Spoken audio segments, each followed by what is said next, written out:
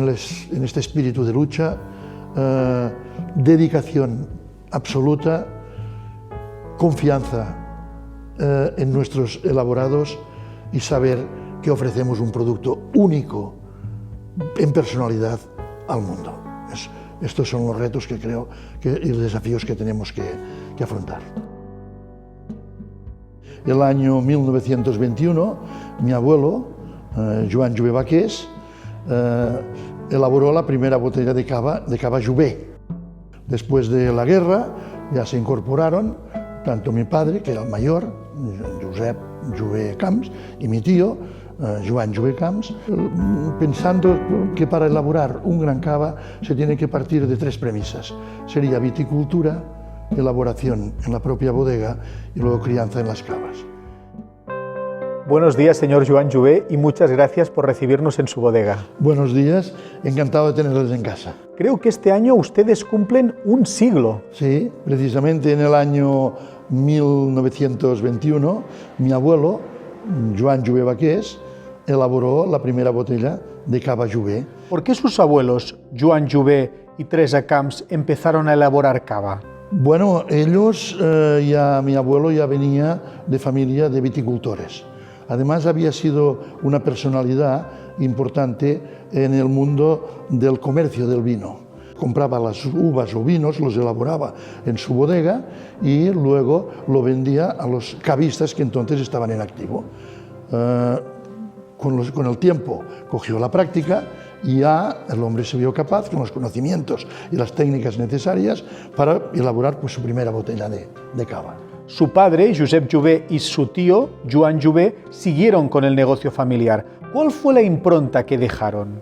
Bueno, la realidad es que dieron un impulso muy importante. Después de la guerra ya se incorporaron tanto mi padre, que era el mayor, Josep Jover Camps, y mi tío, Joan Jover Camps, se incorporaron al negocio familiar y con ese espíritu vocacional de dedicación, la verdad es que ya empezaron a trabajar, digamos, con toda intensidad y sobre todo en el tema, digamos, pensando que para elaborar un gran cava se tiene que partir de tres premisas. Sería viticultura, elaboración en la propia bodega y luego crianza en las cavas. ¿Cómo fueron sus inicios, señor Jover? Yo tengo el recuerdo de mi padre ir, no sé, y con mi tío también, pero sobre todo con mi padre, desplazarnos, pues no sé, a Madrid, salir por la mañana, a las 5 de la mañana, llegar a Madrid a las 6 de la tarde, el viaje pesado y tal, y a partir de aquí dedicarnos toda la semana pues a vender. Mi padre le conocían, digamos, todos los entonces ultramarinos y tal, los restaurantes y tal, y ya me impregnó, digamos, de este espíritu. Y yo, la verdad, es que de siempre también he tenido una cierta, digo la palabra flaqueza, que quiere decir que me ha gustado sobremanera pues el tema comercial, contacto con los clientes, contacto con la gente. Y esto sí que lo he hecho durante toda mi vida. Me he recorrido España entera, bueno, en el tema internacional también me he hecho todo lo que hemos podido y tal, pero sobre todo en el mercado, digamos, tanto catalán como español, el conjunto de España, la verdad es que la marca se ha hecho botella bajo el brazo. ¿Cómo se vende una botella de cava al mundo? Yo creo que el cava realmente reúne unas condiciones únicas. Es decir, por ejemplo, cuando se empezó a potenciar el Brunature, que nosotros fuimos pioneros junto con otros cavistas y tal, yo lo que vi era que, claro, tienes que tener personalidad. Y entonces, por ejemplo, en la elaboración de Brunature se dan unas circunstancias, unas, digamos, climáticas y de los terrenos, nuestros terrenos, excelentes para poder elaborar Brunatures. En esto nos distinguimos a nivel mundial. La misma champaña, valorando todo lo que vale y valorando tal, elaboran muy poco Brunature. ¿Por qué? Porque las condiciones climáticas y tal, pues se lo hacen más difícil, tendrán otras virtudes y tal. Pero entonces, claro, esto te permite tener personalidad Y con esta personalidad yo creo que es aquí donde tenemos que hacer hincapié, y esto a nivel mundial se va reconociendo. Hoy en día hay muchas diferencias. Yo creo que es esta implantación, sobre todo vendiendo esta personalidad y particularidad que tiene el cava. Es el mensaje que tenemos que dar. Tenemos buenos maestros, Champaña es un gran maestro, han sido de toda la vida, han hecho las cosas también muy bien hechas y tal. Bueno, pues yo, los amigos que tengo en Champaña y tal, todos admiran también la labor que estamos haciendo del cava. La admiran, y no solamente la admiran, sino que nos prevén un éxito, una continuidad en el éxito que estamos teniendo. En su día se llamaba Champagne y después tuvo que pasarse a llamarse Cava. ¿Se acuerda usted de cómo vivió este cambio? Yo lo viví con toda intensidad, porque siempre, ya no sé cuántos años, cuántos mandatos llevo por elección, pues dentro de como vocal del Consejo Regulador, y el Consejo Regulador del Cava ha hecho un trabajo extraordinario, ¿no? Bueno, unos creíamos o creían más que otros, había sus dudas, había sus tal, pero la verdad es de que esto, bueno, ha sido un éxito rotundo. Cualquier escuela de marketing no lo hubiera hecho mejor. ¿Hacia dónde cree que va el cava usted? No es fácil porque el cava también tiene la connotación de celebración, que es bueno, y de festivo y de tal, ¿no? Pero claro, a medida que cada vez hay más amateurs, más entendidos, más tal en el cava, pues los bruts y bruts nature se están, digamos, están remontando, están subiendo sus ventas. Nosotros somos una casa que prácticamente lo tenemos todo centrado en grandes reservas, sobre todo brut natures, ¿no? Pero lo que sí que estoy observando es que el futuro es por aquí donde debemos ir, sin menospreciar ni mucho menos la gran calidad y el gran, digamos, la gran aceptación que tienen los semis y tal, pero yo creo que el prestigio, la imagen y el futuro del cava está en la potenciación precisamente de estas calidades, digamos, de brut y brut nature. ¿Cree que el cava es una de las bebidas más buenas para poder maridar con alta gastronomía? Es que el cava lo que tiene es que es la palabra universal, ¿no? Sí, sirve para todo. Es decir, que el cava luego tiene la versatilidad que tiene, que se puede tomar como aperitivo a la hora de comer, y a partir de ya, pues oiga, por la tarde, estas tardes de verano, tomando una botella de cava en nuestras playas o tomando tal, y no hablemos ya de una cena. El cava, además, su graduación, ya sabemos que está alrededor de los 12 grados y medio, una graduación muy moderada, y por lo tanto se puede consumir con una cierta alegría. Alegría quiere decir que 2 o 3 copas de cava siempre son muy bien recibidas.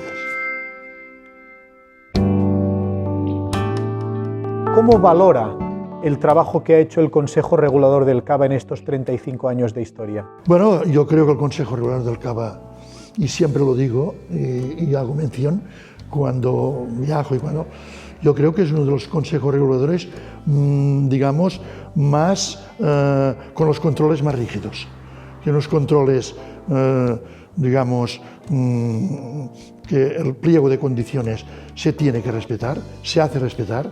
Hay unos servicios técnicos extraordinarios. Siempre hemos estado muy implicados los productores, los viticultores y los cavistas en un clima de buena hermandad, discutiendo, como es lógico, y buscando lo mejor para el sector, pero, y en esto, el regulador, ¿no?, ha sido el Consejo.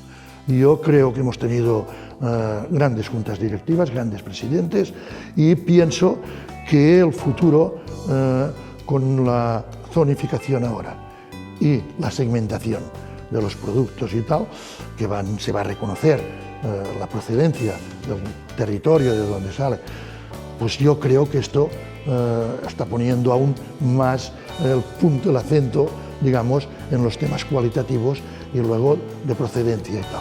Por tanto, yo le veo al cava, y sobre todo al Consejo una labor extraordinaria a lo largo de todos estos años. No todo ha sido fácil, de haber tenido muchas discusiones, muchos debates. ¿Cómo lo recuerda usted en el seno del Consejo? Creo que la convivencia no es fácil y aquí ha sido la raíz, digamos, a veces de búsquedas de liderazgo, búsquedas de tal, quizá también un de liderazgo cuantitativo. Esto ha provocado temas. Y luego también esta búsqueda también de la personalidad del producto con el Consejo Regulador, cuando el pliego de condiciones y tal, claro, el Consejo Regulador no definía tanto el tema territorial por imposiciones, digamos, y por situaciones que se habían planteado. El Cava no era exclusivamente del Penedès ni de Cataluña, y había unos derechos adquiridos. Estos derechos adquiridos se tuvieron que respetar y la Comunidad Europea esto lo respetó. Entonces se definió un poquitín todo este tema territorial y luego ha habido mucha inquietud en definirlo. Ahora hemos llegado a un momento en que con este nuevo pliego de condiciones, prácticamente con la segmentación y la zonificación sobre todo, pues va a quedar muy definido la procedencia del Cava y la procedencia del terruño, ¿no? Al que terruño pertenece. Tal vez a estos 35 años el Consejo Regulador ha llegado a la misma madurez que podría tener una persona de esta edad, donde sí tiene claro lo que necesita hacer en el futuro. Yo creo que lo tiene muy claro. Creo que, en fin, se está trabajando muchísimo respetando, digamos, los intereses de todos los cavistas.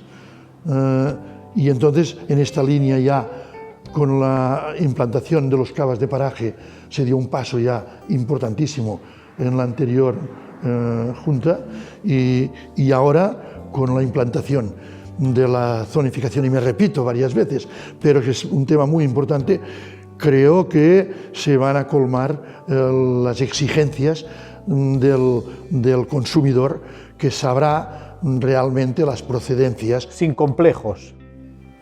Sin ningún complejo.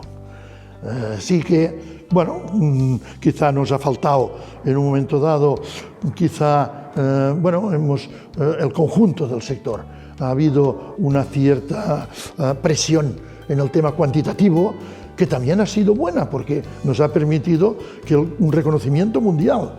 Pero por parte, yo creo, de todos los cavistas, grandes, medianos y pequeños, hay una inquietud. Creo que, salvando las diferencias precisamente del terruño, condiciones climáticas, e incluso hay coincidencias en varietales, pueden haber coincidencias, puede no haberlas y puede haberlas, pero yo creo que jugamos aquí, bueno, en una Champions, pero total y absoluta. Señor Jover, usted ha estado reconocido con los premios a la mejor trayectoria dentro del Consejo Regulador del Cava. ¿Qué desafíos cree usted que tiene el Cava actualmente? Bueno, yo estos premios me los han otorgado a mí, pero no me corresponden a mí, corresponden a todo el equipo humano que ha trabajado en Jover Camps. ¿Desafíos? Soy halagüeño y pienso que es cuestión ahora de meses, con la vacunación y tal, esto se irá superando, pero venimos de tiempos muy difíciles. Por lo tanto, el reto, continuidad en este espíritu de lucha, dedicación absoluta, confianza en nuestros elaborados y saber que ofrecemos un producto único en personalidad al mundo. Estos son los retos que creo y los desafíos que tenemos que afrontar. Acabo con una pregunta aparentemente muy sencilla, pero necesito que me defina qué es para usted el Cava. Para mí esto ha sido mi vida, una vivencia, y no creo que lo ha sido también para todo el equipo de Jover. Yo pienso que esto no solo ocurre en Jover, sino que es un espíritu generalizado dentro de lo que es este sector tan querido, estimado y que tanta aportación ha hecho al conjunto del Penedès, Cataluña, España, respecto a todo el mundo.